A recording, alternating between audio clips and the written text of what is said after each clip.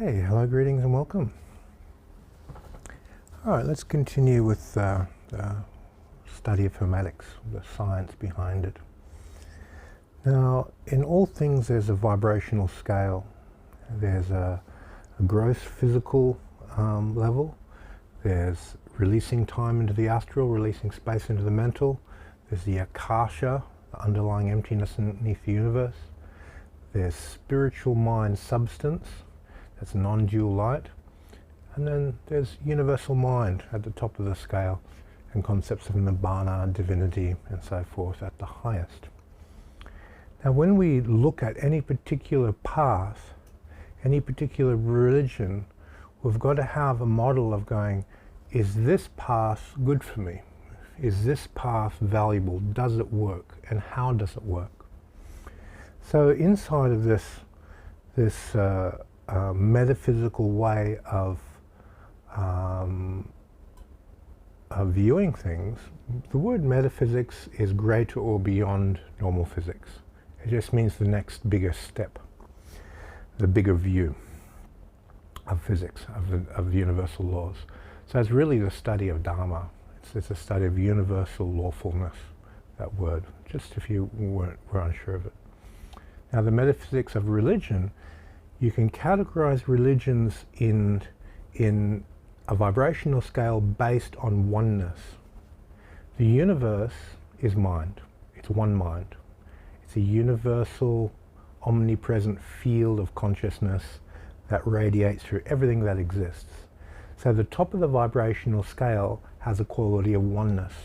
So the highest religions look at you, your fellow man, your plant, the rock on the ground, as having the same mind substance as you, and it's a unified field as one body, one mind. Everything is connected. Religions that are on the highest state of development have this view, and their relationship to their environment and their relationship to every social interaction has honor inside of it, that they honor the nature, they honor other people, they honor people of different religious view because they're the same, they're going to the same place. These are the highest religions. The lowest religions are religions that teach a doctrine of no, our religion is the only real one and you are fake. They create division, they separate themselves from people, and their communities will be only their religion, and their view will be anyone outside of religion, has to be stoned to death or something ridiculous like that. So the lowest vibrational religions are the ones who preach division and say that they're the only authentic ones. Where in reality, all religions, doesn't matter whether they're positive or negative, will bring a person through this curve up to non-dual light state. Even a religion that appears to be highly negative, let's say devil worship, something as what? That can be a religion? Okay, that can be positive? Well, what is karma? We have positive karma that comes in, gives people positive experiences. We have negative karma that comes in, gives people negative experiences. What brings out those negative experiences? Negative energies. Like attracts like. The universe is always balancing itself. So things like negative energies, negative religious systems, negative belief structures, that allows freedom of choice for you to choose, do I want that or do I want that? If those negative religions didn't exist, we couldn't appreciate the positive ones. If stupidity didn't exist, we couldn't appreciate intelligence, and so forth.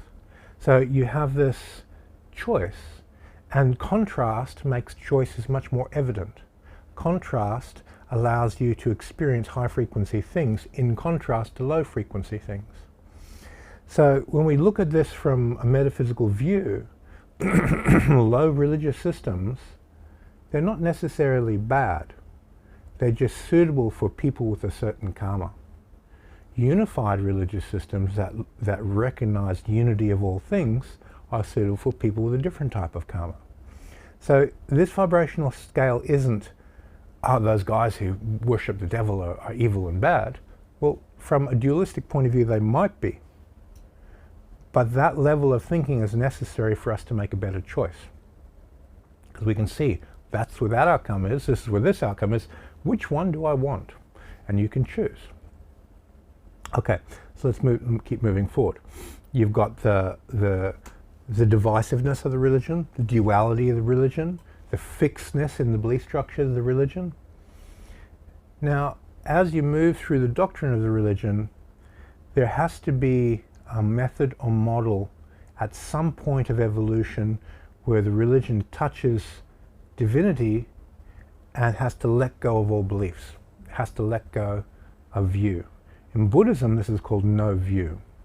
It's a point in which you stop all religious practices, you stop going to the temple to pray, you stop reading the sutras. It is unnecessary. Why? Because you've already touched non-dual light. And when you get to that place of non-dual light, you've used the ritual to get to the non-dual state. Well, you walk up the staircase, you don't carry the staircase with you. You go, oh, okay, I can let that go.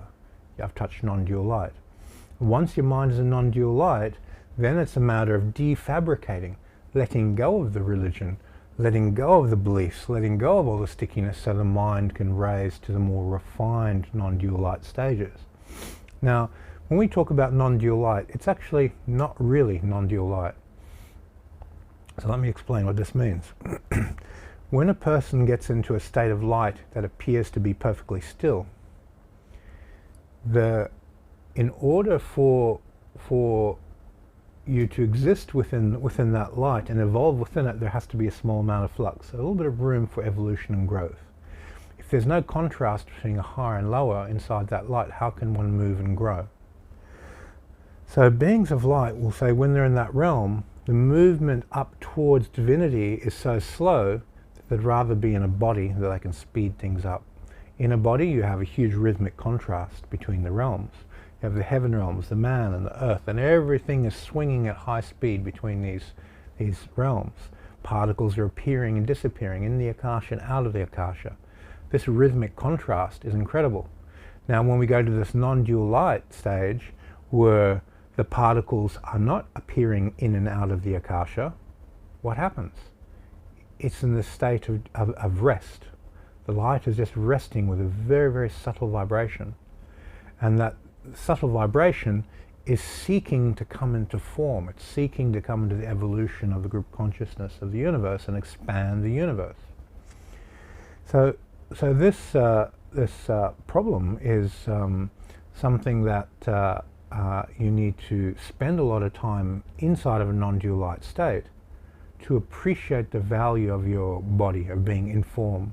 When you're in form, you have the rhythmic contrast. And we can look at this as a trampoline. When you're in form, you have the biggest trampoline possible to jump on to elevate you to a very high level. When you don't have a physical body and you're sitting with a non-dual light, there's no trampoline. You're just floating in a space with no top, no bottom, no left, no right. And how can you accelerate yourself? You have nothing to push off. So the mind itself can only refine itself by defabricating, gently floating upwards, create more buoyancy. So having a body is important. Having religions that are low frequency religions allow us to appreciate high frequency practices. If you didn't have the low ones, the high ones wouldn't be as valuable.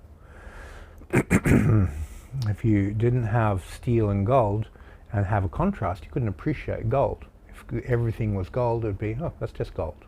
The value just wouldn't be there. The decision to take the gold wouldn't be there because, oh, well, it's all the same. You need contrast. Okay, let's continue. Now, as we look at this religious framework of unified field, non-dual light, and we look at duality and separation and divisiveness and isolating communities and all these different religious systems that are projecting their view, and if you don't take their view, you get isolated and get treated badly. From this vibration going up, we talked about the stage where you have to let go of you within the religious system. So you can take, let's say, Christianity, that has very divisive teachings.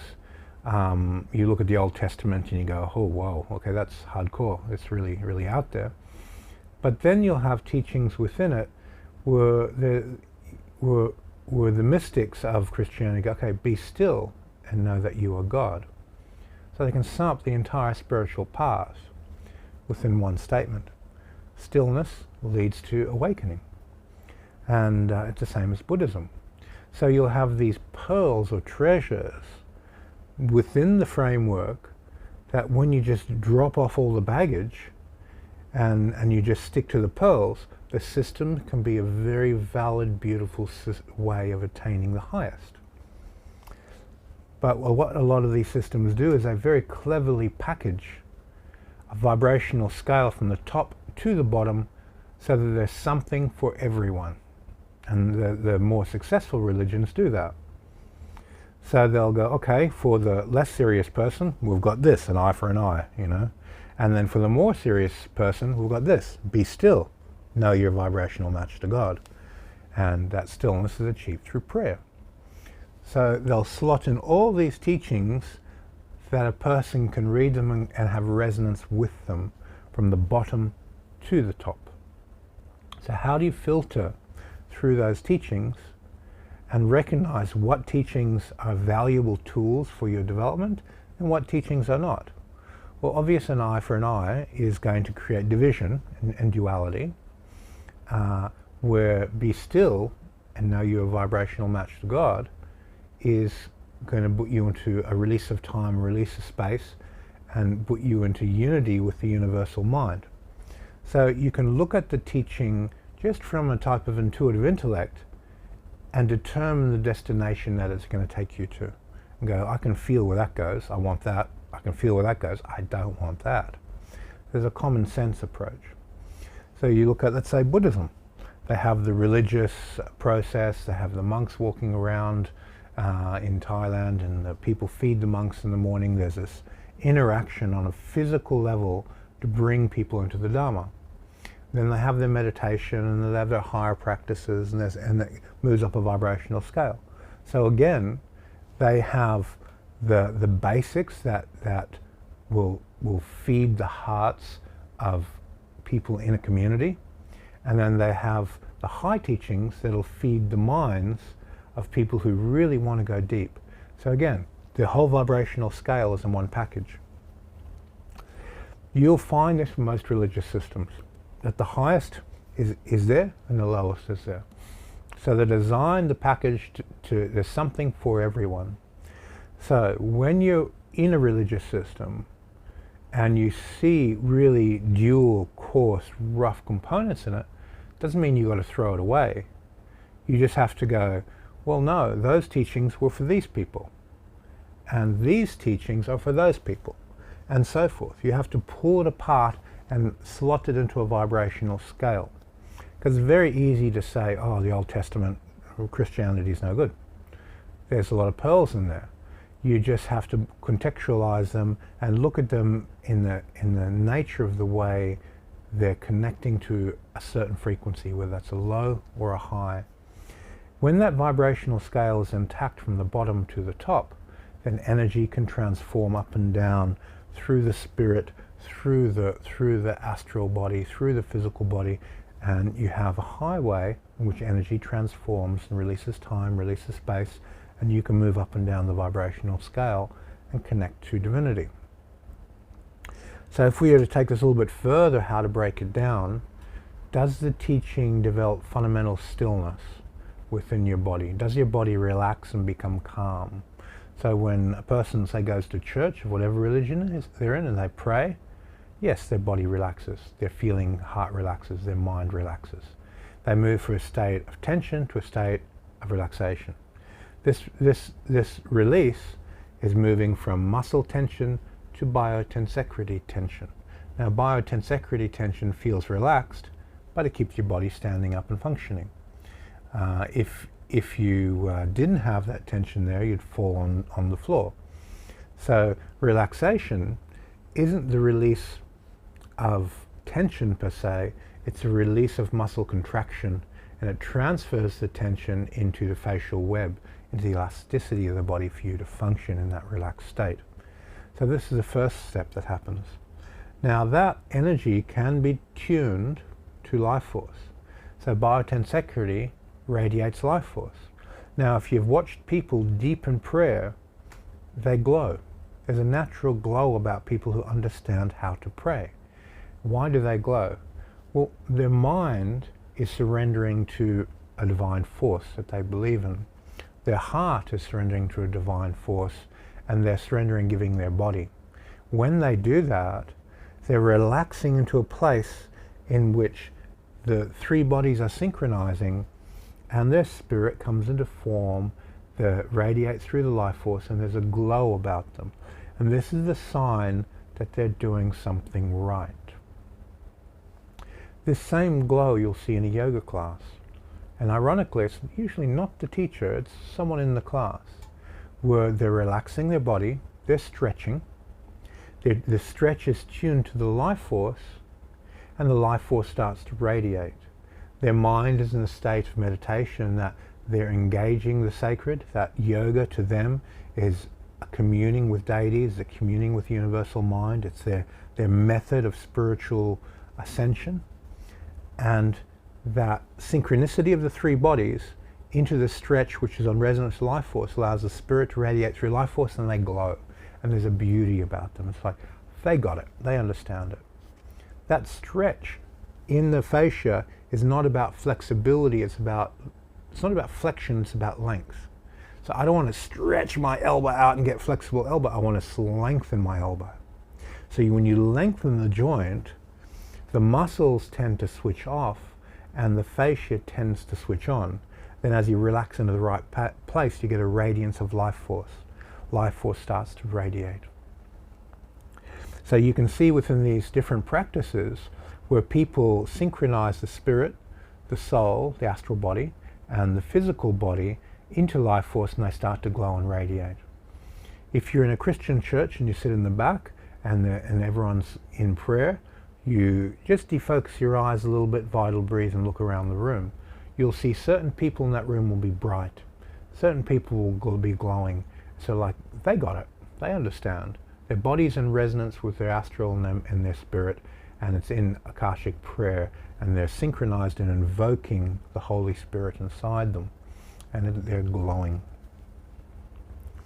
Okay, so within every religion, whether you judge it to be high or low, usually everything is packaged inside of it for the whole vibrational scale.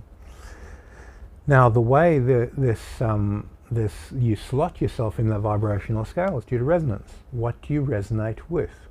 If you're in a path of service and you're a nurse and you want to take care of people, there's an openness of the heart, there's a goodwill, there's a compassion, there's a love for taking care of people, and that's your expression of your religious belief structure. And that's a vibrational state in which you practice your spirituality. Whatever that might be, that is up to you. But you'll be taking components of your religious framework and resting your mind, your feeling, and your activity inside that point on the vibrational scale. So here we've got to start creating a vibrational scale. We've got to generate what is a vibrational scale, and how do I slot different teachings, different ideas into place. So we look at emotions. At the lowest end we have negative emotions, then we have positive emotions, and then we have neutral emotions. Now, what are neutral emotions? We know what negativity is. It takes energy away from us. We know what positivity is. It gives us energy and makes us feel good. And then neutral emotions. Neutral emotions are above the positive, in that when you're in a neutral emotional state, you occupy more space within your mind than a positive emotion. If you're happy and laughing, your energy's out. You're occupying a pretty big space. Your mind is radiating, there's a bit of a glow happening, and you're occupying a big space. When your mind goes to neutral, the mental matrix, what binds the mental and emotional bodies together neutralizes. What this does is allows your mind to occupy a bigger space.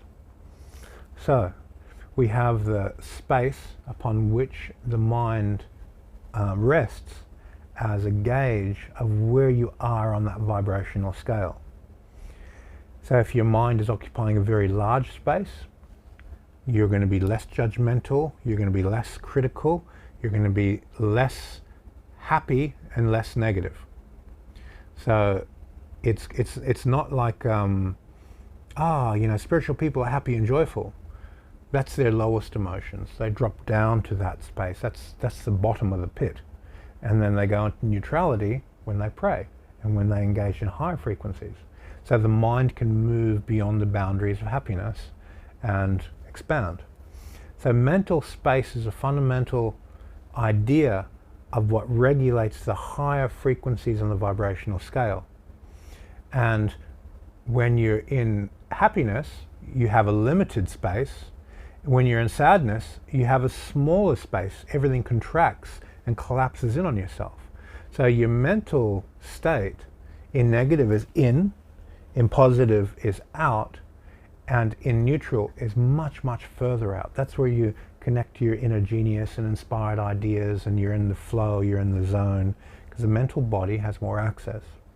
So you can use the mental body if you have a sensitivity to this, and if you've trained Hermetics, you definitely will have a sensitivity to this. The amount of space your mind occupies is a reflection of the vibrational scale positioning. If you're contracted, it's low. If you're expanded, it's high. Very simple. So for Hermeticists, we go, well, how can I expand my mind to work up the vibrational scale?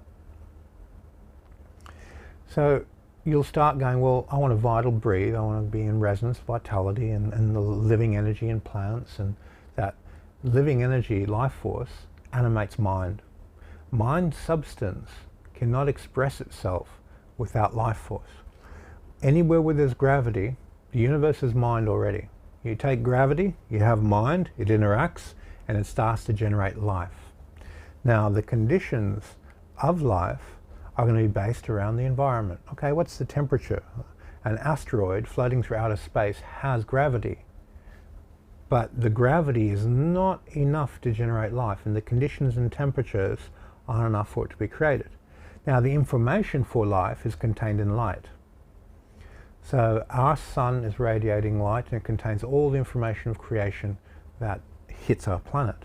When you look at a star billions and billions of light years away, and the light of that star hits you, all the information from that planetary system is inside of that light.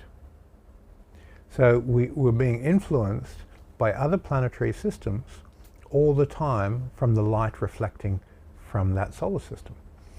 So these stars are very, very far away. It takes a very long time, but energy contains consciousness and light. And this consciousness, light, energy contains information. It's like a seed. The universe is spawning seeds through light for evolution to take place further and further out so the universe can expand itself. So the Hermeticist looks at that, breaks down, okay, we've got information, we've got energy, we have consciousness. It's all composed inside, packaged inside of light, because everything is energy and light. And we want to pull these components apart. And as we pull them apart, the mental body is now allowed to expand. If we don't pull them apart, it's difficult to get your mind to expand. It's a very basic metaphysical law. If the components of a structure cling, there's no expansion of consciousness.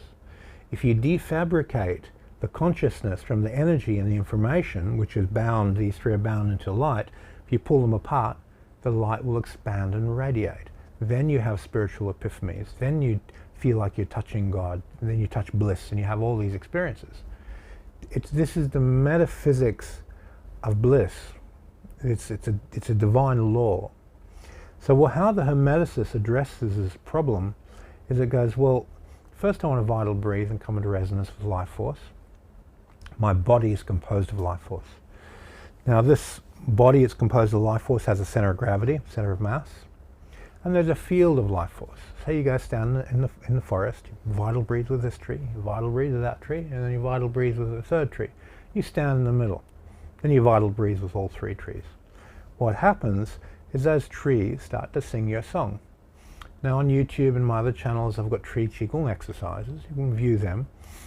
Do the building the ball Qigong exercise first, of course. Stand in the middle, connect to these three trees. Breathe to all three of them. Once you've done all 100 trees in the forest, you walk into the forest in the morning and all those trees are going to greet you. They're going to recognize you. And this is really science. Trees recognize people. And there's lots of research on this that's been done. They have a consciousness memory of people, animals in their environment. So you walk into the forest and all the trees greet you. You start vital breathing into the forest. Your mind is now occupying a very large space. And this is why magical traditions start with nature. This is the easiest path to start practicing. And we're talking about hours, days to having these experiences. We're not talking about years to have these bliss qualities arising. You, A, vital breathe, do the building the ball. B, go stand in front of a tree and vital breathe with a tree, get the feeling, and then do it with a bunch of trees. Within a few days, you're connected to the forest, and you're having these bliss experiences of your mental body getting sucked out to the forest.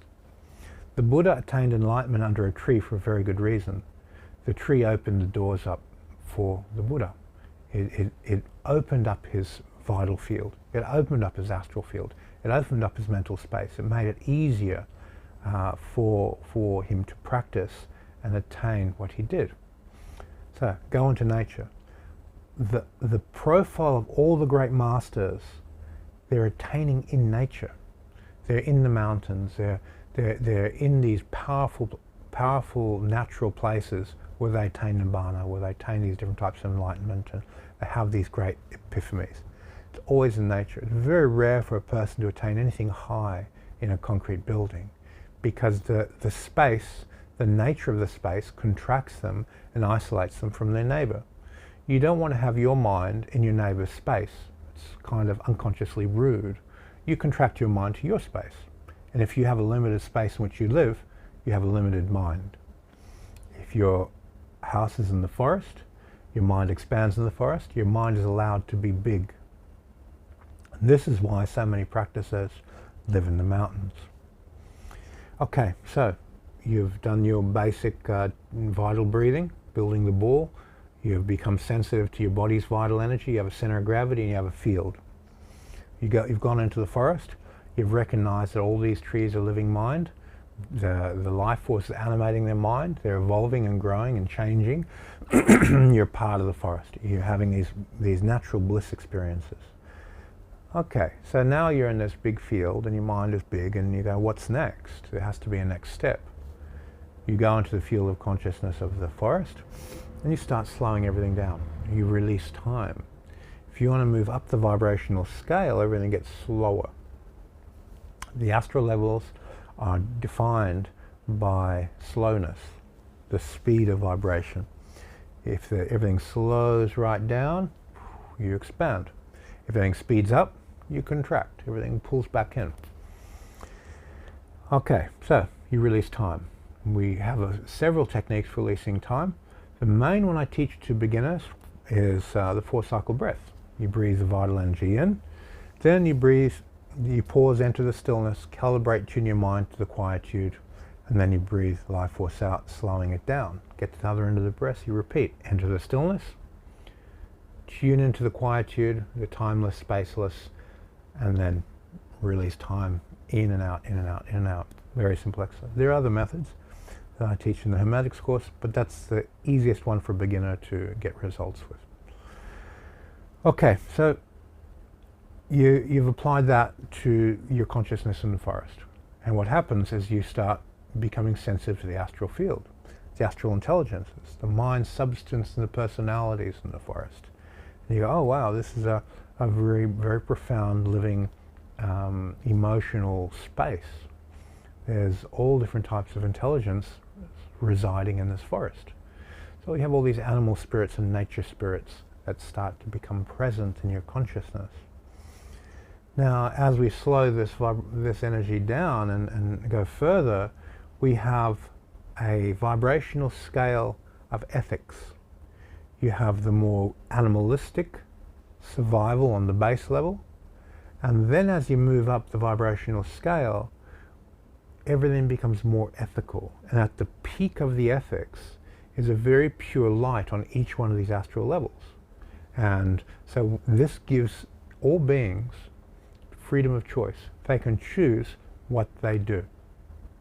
There's a certain ethics within the choice of the space they're in. And on the top of that space, where the ethics are high, the light is cleaner. At the bottom, where the ethics are dense and heavy, it's dirtier, it's denser, it's darker. So we have this dark to light perception that takes place in the human psyche. Now, this dark to light perception, as we release time, we move between these astral levels. The higher astral levels, now these levels don't stack on top of each other. It's more like a staircase where one overlaps the other, where they do this type of a thing. So the top of one may be connected to the bottom of another as it moves forward. So what one level will consider to be the lowest behavior, another level will be considered the highest behavior, the highest ethical choice. And anyone who is always working on their highest ethical choices, they're purifying their chi, they're purifying their astral body.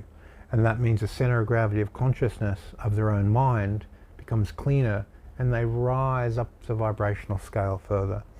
So this releasing of time allows the evolution to take place.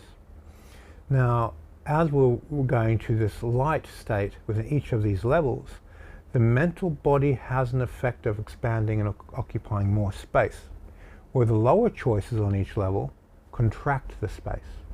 The higher, more ethical levels expand the space. The level of expansion of that mental body on each one of these levels will be dependent on the level.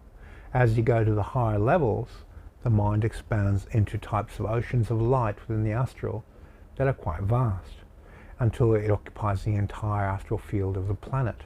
Because the astral field is subject to gravity, so where gravity stops at the edge of the planet, so does the astral field.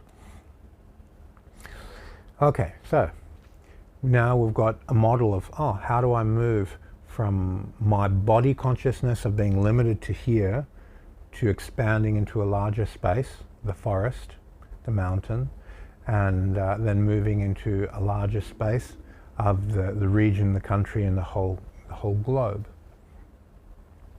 And as you're expanding and connecting to larger astral spaces, your mind gets freed up, your mental body gets freed up to occupy much larger spaces than the astral space of the planet. So you start having a solar reflection within your mind. Your mind will come into resonance with the moon and the planets and the sun. Your mental body becomes bigger as your astral body becomes more non-dual in its view of things. So there's an expansion of the astral, there's an expansion of the mental. Now, all these teachings are embedded into most religions. You'll find them inside whatever religion you're looking at. You just need to decipher them, because they're the hidden pearls. So now the Hermetic view is, okay, we're connected to the top edge of light of each astral plane, and we've worked up. How do we create a center of gravity of this ethics in our own astral body? Well, we do that through action. You connect to a feeling of ideas in a light of a particular astral plane. And go, well, how can I give this expression? How can I give this form? You do that through action. You choose. Okay, I'm going to be very, very aware of how I think, because your thinking is an antenna which receives and transmits. I'm going to be very aware of how I feel. This feeling is an antenna which receives and transmits. I'm going to be very, very aware of how I act. My actions are a transmitter which receive and transmit through the laws of resonance. Resonance makes your mind expand or contract. makes your astral body expand or contract, and your physical experience be pleasant or unpleasant, expands and contracts. Remember, pleasant experiences, you're expanding. Unpleasant experience, oh, that hurts, I'm contracting, I'm expanding. This contraction and expansion is just the nature of spiritual growth. You need to recognize that within your physical experience, within your astral experience, and your mental experience. So, let's continue. The mental body, how do we release space? Now, when you are just resting in your body, you'll go, okay, my mind is around me, and I look over there, I take information from where I look, I hear something, my mind expands and gets sensitive to what I'm listening to. So your mental body is in a state of flux of interaction through your sense gates. Your sense gates are basically binding your mental body to experiences. There's a coffee machine over there, I see the coffee machine, and now my mind is bound by what I see. So our sense gates essentially bind our mental body to a sensory perception. And initially we think, oh wow, I can stand on the top of a mountain, get this big view, and my mental body's going to expand out. Yes, you're in a big space, but the space is binding you because it's a perception. So you're going to have an emotional reaction and a physical state of, oh wow, this is so beautiful. The excitement of the wow, the excitement of the beauty, the exhilaration are all positives, but those positives also have an edge and a boundary. They have a place of, oh, they lock you in. But having said that, there are valuable meditation objects to transition through. As you're moving up the vibrational scale, practices are going to want to climb mountains. They're going to want to be on peaks. They're going to want to sit on the edge of a cliff and practice the air element. They want to swim under waterfalls. They want to do all those exhilarating things. And the reason why is it makes the spirit come to the fore. The spirit comes to the surface and they experience their true nature. They experience their true mind, their true self. The spirit comes out and is exhilarated. That's the closest they can get to their true self. And that's why people are so addicted to those types of things. People want to go for a hike in the mountains. They want to be inside of green because it brings the spirit forward and they feel good. And when the spirit comes forward, do you think about your bills, your problems, your mortgage? No, all that disappears. It's gone.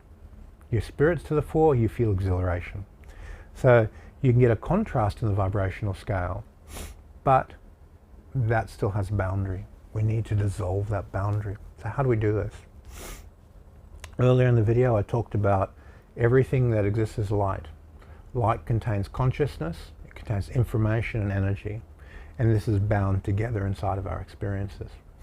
Now, how do we take this light and we separate it to get the energy to soften and spread, to get the information to separate from that, and get the consciousness to open? Well, what Hermetics do is a very interesting series of exercises, and I alluded to it before. You become aware of the vitality, vital energy. Vital energy animates your body. The moment vital energy stops, your body dies. Vital energy animates your emotions. Vital energy animates your mind. When your spirit's in this body, it needs vital energy for you to have a thought. It enlivens the thought. The underlying fabric of the information can't express and form without energy in your brain to go, boom, I've got a thought. So what we want to do is look at models of separating these three.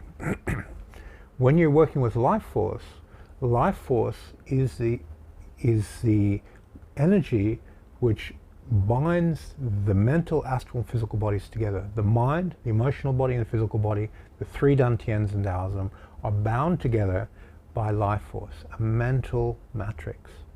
So what different spiritual traditions have done is developed methods in which, how do I soften the mental matrix? You might be in Native American, you're going to go in the sweat lodge. When you're in the sweat lodge, there'll be some herbs burning, and when your body temperature goes up 3 degrees above its own temperature, so let's say you have 36, 37, and temperature goes to 40, as soon as it hits 40, you're going to start, oh, I'm getting a little bit dizzy. Why? Because you're losing life force. Your life force starts depleting. If you're in a sauna for more than 15 minutes, you feel, oh, okay, Your muscles are relaxed. Why are they relaxed? The heat and the life force is dissipating. You're dissipating tension. Life force pulls things in. You reduce that, and your mental body will go out for a trip. You go mental wandering. You'll have an out-of-body experience. Go, oh, okay, I'm going to go on this trip. So the shamans will do that approach. We'll get the mental body to expand using temperature. Now, other shamans traditionally will get the mental body to expand using very particular types of drugs like ayahuasca. Now, they do soften the mental matrix permanently. This is a problem because people are found who touch ayahuasca too much get a reduction in their will. They're unable to concentrate with the same level of intensity because you need to engage the mental matrix to concentrate, then expand and dissolve it through your will. So there's a problem. Now, there's about 10% of people can get away with this and they'll be fine. They'll just, nothing. You have about 10% of people that will have schizophrenic problems. They're going to pop up. Then you have the curve in the middle, degrees of schizophrenia essentially, degrees of paranoia and degrees of delusion. People are going to start attaching to all types of weird belief structures. They're going to think the earth is flat, and et cetera, et cetera, et cetera. And this is usually a byproduct of playing with drugs that are not suitable for the individual. Okay, so so some shamans are going to take that approach. Other shamans go, oh, let's do a drumming ceremony. Let's use music. What happens when you listen to drumming rituals and the drum and the beat? Your astral feeling goes, oh, I'm in resonance with the beat. What happens with sound? Sound moves outwards. All these rituals are done in open spaces where the drumming and you can start going out. So your sense of time starts getting released and your mind gets pulled into the sound waves and you get an expansion of consciousness. You hand over power to the music and you get into the rhythm. Now the spirits are being invoked through the music, and usually it's always spirits being invoked, come into it, they build the energy and they carry the person out of their body to go on some type of spiritual journey. And they're usually burning some herbs in the middle, and people may be taking drugs at the same time, and the conditions are there's a self-fulfilling prophecy expectation in place, and people get this expansion of consciousness effect that takes place. So shamans have designed all these different methods for, and there are many more, for getting the mental body to release. What the Hermeticist does is, I will do so through divine will. The highest part of me, spirit, is going to connect to life force, and through my will I'm going to thin the life force of my mental matrix, dissolve it, just relax it out, occupy a much larger space. Now, as soon as your mind starts occupying much larger spaces, something happens in the personality. The first thing that happens is you don't have this astral singing in your voice, this expressing yourself as a up and down personality. The rhythms pull in as the mind expands out. So you feel flatter, but you feel much larger. And this, you can hear it in my voice now that I've expanded into a larger space. I feel different. I'm talking differently. My energy's changed.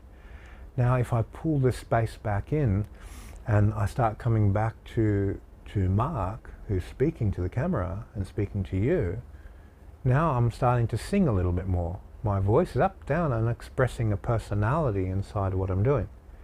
Then if I vital breathe, I release my mental matrix.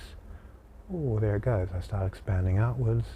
My tonality changes, my feeling changes. There's less high and low in my voice. This type of energy, if you're a hypnotist, is very good because you can increase magnetic fluid on this one bandwidth. And when you breathe that into a person, it puts them into trance. Whatever scripting you're using to induce trance, let's keep this nice and still and big. Now, you use that energy to induce the trance. The person listening to your voice needs to pull their mind into a tighter spectrum.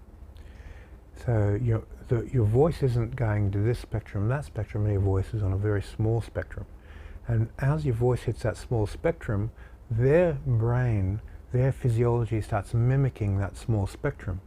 And then you pull it tighter, and you pull it tighter, and you pull it tighter, and you make the length of your speech a little bit longer, the feeling of what you're doing a little bit slower, you release time, and you can induce a trance within the person you're communicating with.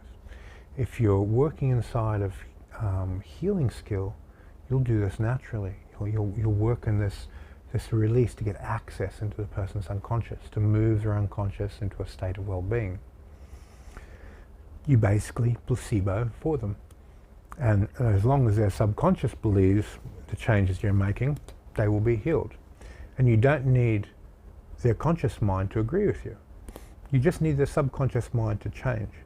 So if you believe you can do this and you do this, you go into someone's unconscious mind, you can change. Now notice my voice is getting faster, my mental space contracted, I'm occupying less space. So my voice is singing a little bit more, and my body's a little bit more twitchy and back into my body. So this vital breathing, this skill to dissolve your own mental matrix, is a byproduct of vital breathing in your body, recognizing center of gravity and recognizing the field. When you relax your mind into the field of vital energy, you build power.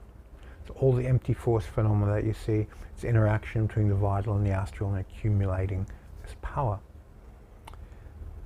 When I want to purely dissolve my mental matrix without power, so I can have cosmic experiences, the vital field of the planet only encompasses the planet.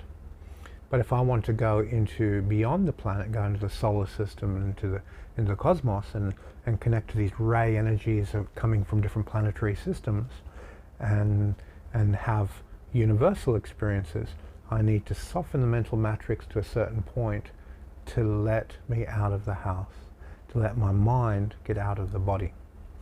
So that vital breathing, the mental astral matrices which hold the three bodies together, is a life force substance. It's a magnet. If that magnet has 10 points of charge holding everything together, and you vital breathe -10 into it, you're out of the house. So this is the simplest way to get the mental body to separate. We talked about consciousness separating from information and energy. Now in the astral body, this is where all information is contained. If you start slowing everything down, releasing time, you go to the root of your ego. You go to the root of your astral personality, who you are. The fundamental stickiness that grabs your attention, that grabs your mind, those magnets that go, look at me, I want attention. And when you give attention to a personality trait, that personality trait is fed. It gets stronger. So pay attention to the things you want more of, and don't pay attention to the things you don't want more of. Very simple. Very, very simple. Your mind touches it, you feed it. You make a story, life force goes to wherever you want your attention. So, in all the New Age books, they talk about only focus on the things you want. Don't focus on the things you don't want. That's very obvious. In Hermetics, we define everything. There is consciousness, there's information, there's energy, the three interact to produce light. That light has a high pure light frequency, a dark dense frequency. You can't see it because you're equalized with it. And this is an irony, that the light of you is hidden to you. So you've got to ask your friend, give me the truth, tell me about how I think, how I feel, and how I act.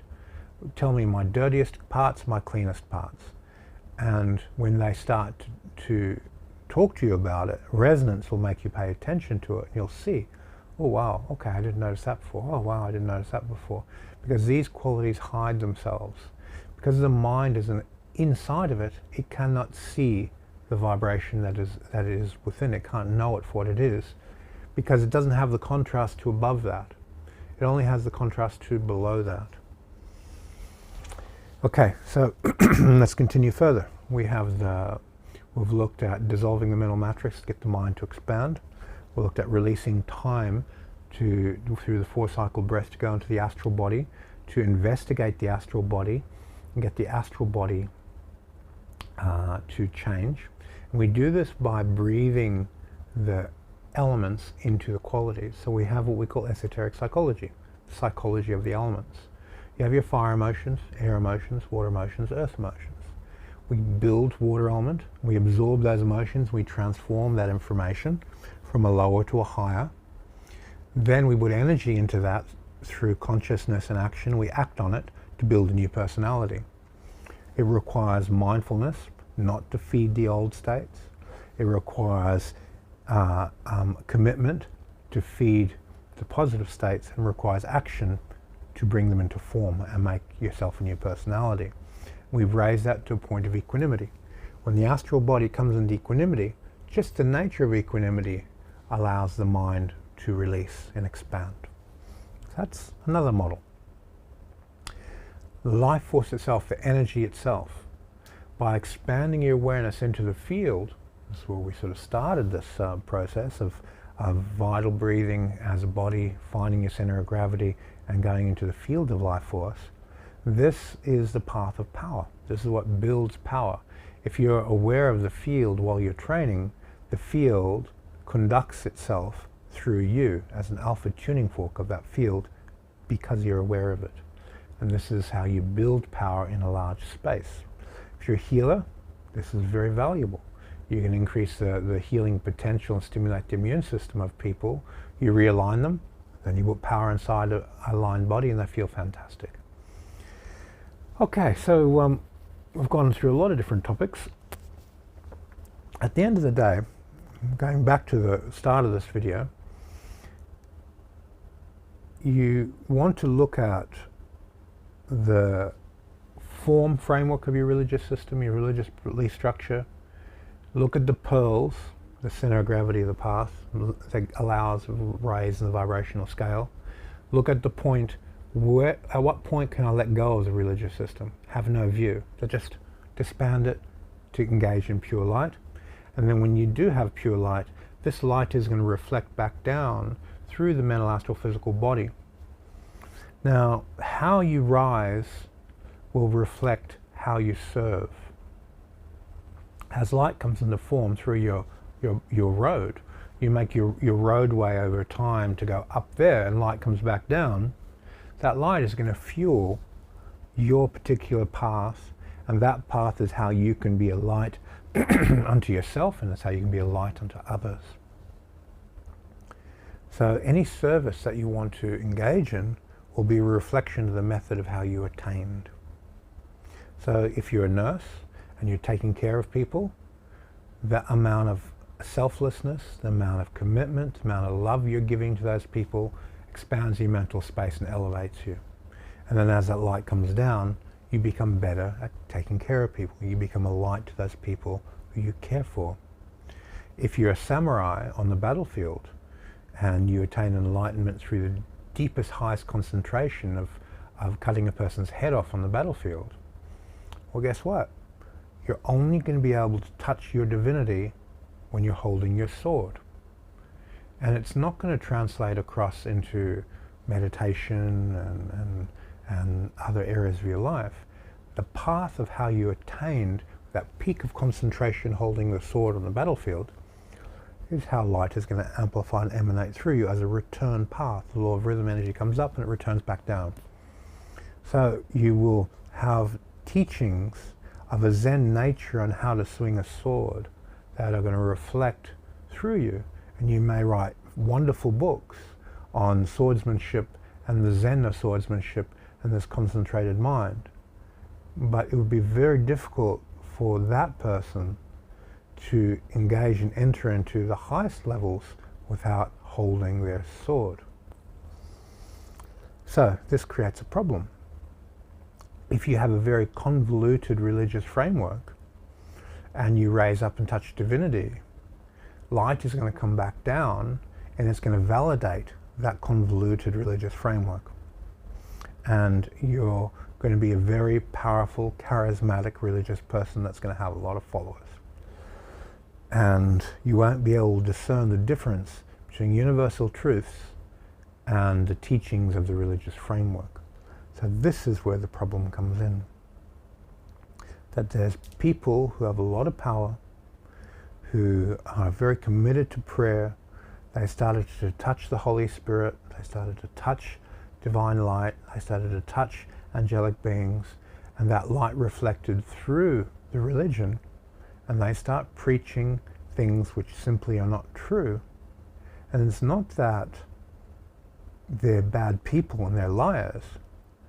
It's just that light does not discriminate between good and bad as it comes into form. Light creates everything that exists. So if you use a lesser vehicle to attain a high level, that lesser vehicle will reinforce itself from a high level, and the truth may get buried. So this is the problem with this method of engaging different religious systems. Okay, so the path you ascend with is the path light will descend with. It's a return path of karma. The tuning fork you use from the physical, astral, mental, and the akasha light, the top hits, the energy vibrates down the same tuning fork. This, it makes sense, it's logical. There's an intuitive logic to it, of course. If my mind is here, my feeling is there, my body is there, and then my mind touches light, it's going to vibrate down into the body. What I believe, how I think, how I feel, and I act, it's going to get put on steroids, it's going to get amplified. So, how do you fix this problem? Well, Hermetics kind of solved that, and Buddhism kind of solved it by saying, do not believe anything. Do not emotionally invest yourself in any doctrine, anything, any belief structure. You receive a process, a tool, you apply it, you investigate it, you refine your method, and you keep practicing it until it gives a result.